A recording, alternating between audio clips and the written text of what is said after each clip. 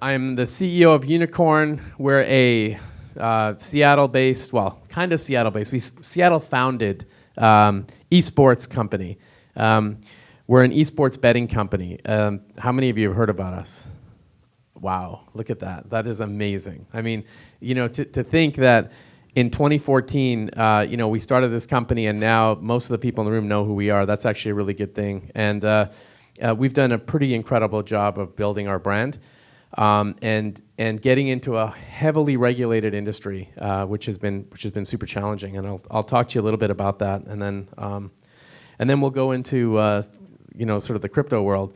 So you know, you know about Unikrn. We're a venture-backed company, so we're traditionally backed by some pretty awesome investors. You know, people like Elizabeth Murdoch and Ashton Kutcher and Guy Oseary, Mark Cuban, Sherry Redstone. We've over the years we've developed a brand and a fan base in esports. We came out as a fan-first company with the mission of heightening the experience for people who watch or play esports. And we want to heighten the experience in the most, you know, compelling ways possible. And one of those ways is through regulated gambling. So yes, betting on video games is actually a big deal. And you know, if you've heard about esports, I'll talk to you a little bit about that. You can see that the potential of this space is actually pretty large.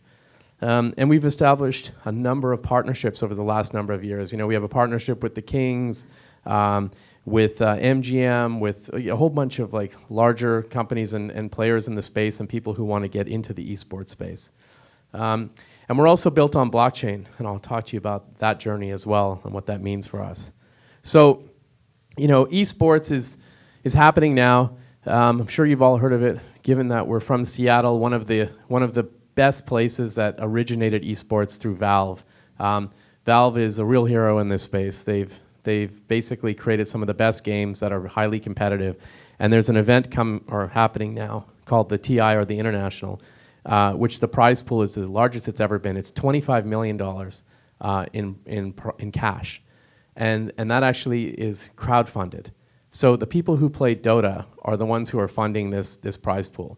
That kind of gives you an idea of how insane this space is. This is like a 3-day event, and at the end of the event, you know, the winner wins the bulk of that money. And Unikrn, of course, will have the most comprehensive odds on this event. You know, this is what we do. We watch these games, we play these games, but we also know how to create odds and live odds using data and analyzing that data and then presenting that data in meaningful ways that can be sold to large betting operators or being operated by ourselves, being able to take bets. So we actually are involved in a number of different areas. We started off, as I said, as a fan-first company, and what that means is we didn't start off by saying, let's start taking bets and let's become a betting company. We really wanted to start by becoming an esports platform. So a destination for people who love esports to come look at our site. We created content like ESPN would. We have the best written content on esports. We're involved in tournament operations, so we run tournaments online as well as through casinos like the MGM Grand. Every week we run mini tournaments in the MGM. And that was also part of our strategy of building relationships with casinos, because we knew one day that the federal laws for online gambling would be lifted. And then at the same time, we're involved in team ownership. We have a team, they're called BIG, and this is kind of a view of them. They're the most popular esports team in Germany, actually, and they're one of the most popular CSGO teams in the world.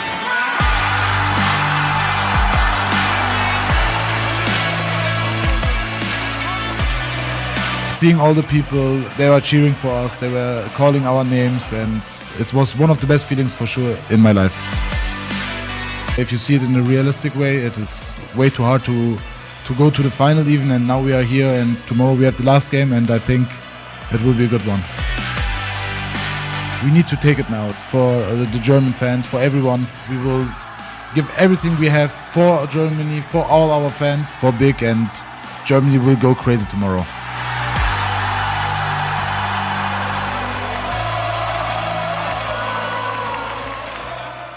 Yeah, so if you thought you were watching a World Cup game, that was actually a CSGO game. And what was amazing about that is our jerseys sold out. We had no idea that they'd sell that many jerseys in the stadium, but there was like 20,000 people there, and there wasn't enough jerseys to go around. And everybody was wearing a Unikrn jersey, which is super cool. Oops, so let me just go to the next slide. Yeah, so you know, we are basically using blockchain for a couple of reasons. You heard Michael talk about CoinMe and some of the challenges that they face with banking and things like that, and that's 100% absolutely right. You know, dealing with in a space that's in a highly regulated industry like ours, the gambling industry, and then having to deal with the banking industry is challenging. So one of the things that we had a problem with was we were anticipating getting a license in Malta that would allow us to expand across Europe, and expanding across Europe meant having to deal with multiple banks in multiple jurisdictions with multiple currencies, being able to trade on a betting platform. And that was challenging, so we put out, you know, we would have to go to banks and get interviewed and deal with 200 banks and go through all this due diligence. So we put out a call to our investors and we said, hey, you know, we got a challenge. We need to find a bank that's willing to bank us in Europe for our betting business. Because at the time, we were just selling data to existing betting operators. But now we're going to become a betting company. What do we need to do that? And within like 2 seconds, I got an email from Mark Cuban saying, you guys need to be on blockchain. And this was back in early 2016. He said, you really need to think about blockchain as it's really going to disrupt commerce in general. And it could really optimize your processes when it comes to KYC and AML. So we started to look at it, and the reality is, you know, blockchain is the best technology for our business, given that customers in our space, like we are regulated by responsible gambling. Customers need to see a full receipt of their history, betting history. They need to know how much they're betting, what they're winning or losing, things like that. And at the same time, KYC and AML is much easier to track on blockchain than it is through fiat, believe it or not, because we built a platform that allows us to track wallets, attach them to users. We know where their wallet is, we know who they are, and we lock those wallets to their existing account on the Unikrn platform, and they are the custodians of their private key. So they actually unlock the wallets on our platform for their tokens. So it was a pretty neat thing for us to think about doing. And already at the time, in 2015, we had already created a coin called the Unicoin. So we created the Unicoin because we wanted to give customers around the world access to our platform in unregulated markets, like the US, like China, places like where betting online wasn't legal. We created the Unicoin, the original one, as a non-transferable token that could not be sold or bought. It had no value, and it was only earned on the platform, and then people could play on the platform, and it was a way for us to gauge new markets so that eventually we could get a license and then start to do fiat betting. But we had no idea that the two would intersect. So they did, you know, they intersected, and we started to create Unicoin Gold. And we did Unicoin Gold last year. We sold about 140 million Unicoins, mostly to customers. And here's where the regulations started to, you know, become challenging. So our coin, without a doubt, is a coin that's being used on our platform. And it will continue to be used on our platform. And we're in the final throes of an audit to get a license that will allow us to take bets across 19 countries with crypto, which is amazing because we'll be the only company on earth that's able to allow live betting on blockchain with crypto. And so some of the challenges we had to solve there was two big things we needed to solve. One is the transaction time on blockchain. We had to solve the challenge that it takes anywhere from 30 seconds to 30 minutes to do one transaction on blockchain. So we did. We created our own blockchain. We built a platform that supports real live betting using blockchain like a private-public kind of blockchain system. It supports 9,000 transactions per second. It has full KYC, full AML built in. It's all ready to go. The second challenge is accessibility. So, again, when Michael was talking about, that tokens are designed to make it easier for people, it's not. I mean, it's a total nightmare because, you come to our platform, how do you get Unicoin Gold to bet on the platform? Well, you have to go to Coinbase, you have to buy Bitcoin, you then have to take that Bitcoin and go to Bittrex, one of the best exchanges on earth, by the way, which is located in Bellevue. and then you have to go from Bittrex to Unikrn, and then come to Unikrn and start using those tokens. I mean, it's a complete customer disaster. So we are developing an API right now that allows customers to come to the website, swipe a credit card, buy their coins off the market, and it doesn't involve us being a money transmitter or a money services business. And so these are the two things that we solved, and the three obstacles that are happening in this space are lack of regulatory clarity. Really hurts a company like ours we're being super innovative in this space, and we're developing technologies that I know are going to be foundational to the future of commerce and regulated betting for sure, and other areas as well. So having regulatory uncertainty breeds, all sorts of speculation and wild, things that happen out there, which is why I love Malta, because in Malta, they're actually creating a blockchain island where you have regulatory certainty as a company to go in and a framework where you can work within to innovate. Because regulations should be there, they should be clear, they should be there to protect consumers. They shouldn't be there to stifle innovation. And the lack of regulation sucks, just as much as unclarity around regulation sucks. Because people are now saying we take traditional laws and we apply them to blockchain. Sometimes we do, sometimes we don't. You can't do that, especially in a company like ours where we take our business very seriously. Second thing is access to banking. Having to call 200 banks is unacceptable. So, we need to solve the access to banking. Banks need to embrace blockchain, and there are banks that are going to do it. And the last thing is making it easy for customers. And this is the project that we've been working on lately. It's called Palladium. And Palladium is a joint venture with Bittrex, and it's located in Malta. And essentially, it's a bank, and it's actually the first regulated, I will call it a initial security token offering. And it's regulated under European EU's prospectus directive. So it's the first regulated coin that'll come out that'll be a security token. And so it's going to be a bank, a crypto bank that will support crypto to fiat transactions and an exchange. And the exchange is going to support complete security token exchanges. So in the future, you think about the NASDAQ and the New York Stock Exchange. If you list your company on the NASDAQ, you trade on the NASDAQ between the hours of whatever and whatever the NASDAQ is, right? Well, imagine a world where you're trading on a blockchain exchange, and it's a security exchange, and there's other exchanges on the platform that also support the security tokens around the world. You're now trading 24/7 on an exchange with a security that's backed by shares in a company. It's a pretty interesting future, and that's sort of what the Palladium project is all about. And the reason we're getting behind it is because the technology we built supports a lot of the pieces that we're building here, but also it needs to happen in order to forward innovation in the blockchain space. So, we're doing a lot of innovation with blockchain. We have a wagering platform, we have a gaming platform where people can earn tokens, they can bet with tokens, they can use them in raffles or jackpots for in-game items like skins. I don't know how many of your kids play Fortnite. Well, how many of you play Fortnite? Okay, great. So I play a ton of Fortnite, and we actually put odds on all the major Fortnite events that are happening out there as well. And it's super popular right now. I mean, look, I'm in my 40s, and I'm a bit of an anomaly because I play video games every day. But like in 5 years, there's going to be lots of people like me, and video games will continue to proliferate and become bigger and bigger. And the amount of fans in that stadium is nothing compared to the amount of fans that watch esports worldwide. There's literally hundreds of millions of fans.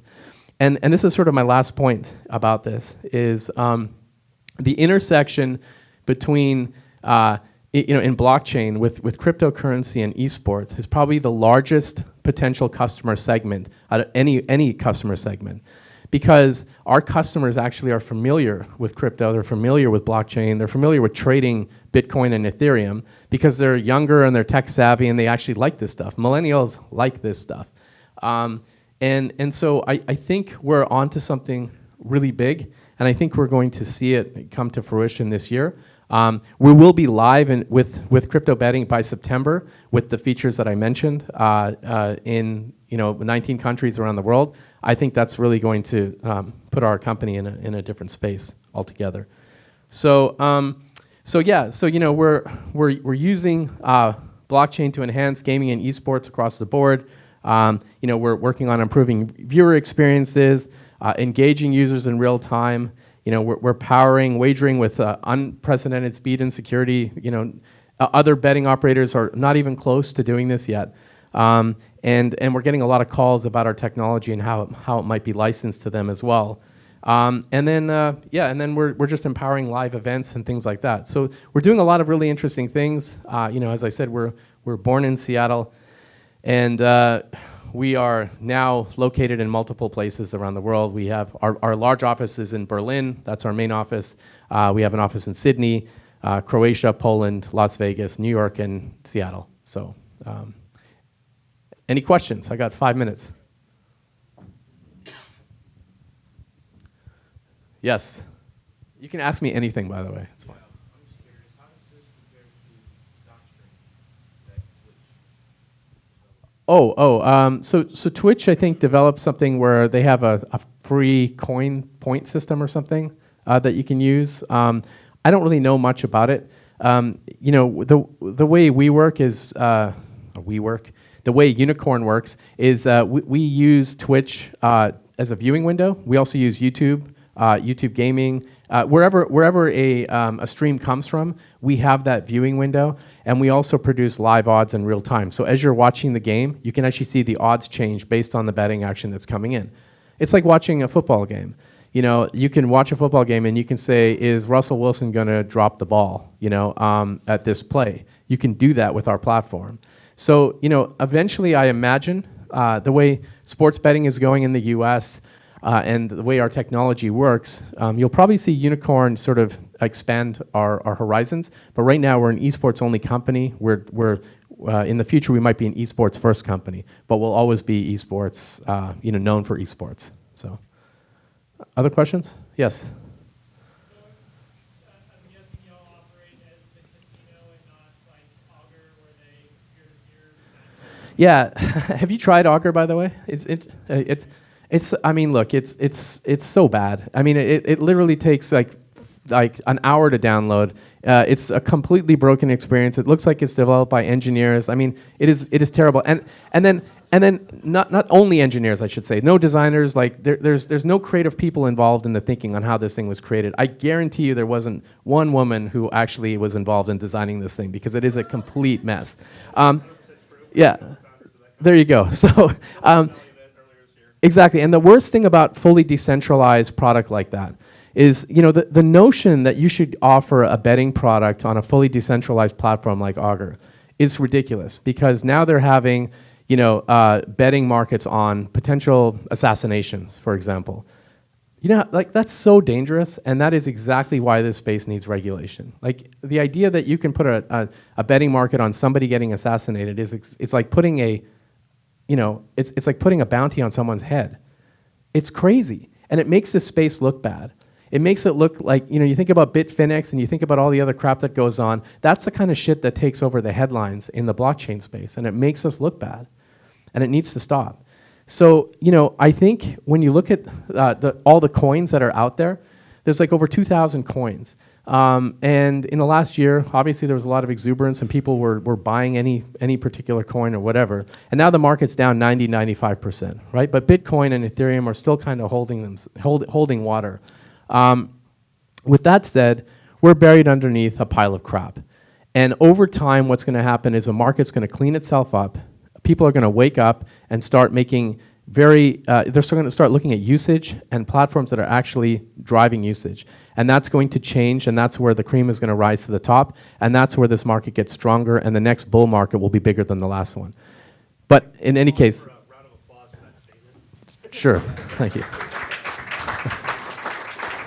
What this industry as a whole needs, so I appreciate that comment. Yeah, absolutely. And on the Augur thing, just going back to that, I don't believe in full decentralization. I just don't. I think the people who created Augur can say that it's decentralized, but I think they're liable for anything that happens in the future. So that's the whole point of it. I really think some things can be decentralized to a point, but not completely. I mean, not even Bitcoin is fully decentralized in many ways. So Ethereum certainly isn't. So I don't believe in it. Any others? Great, thank you.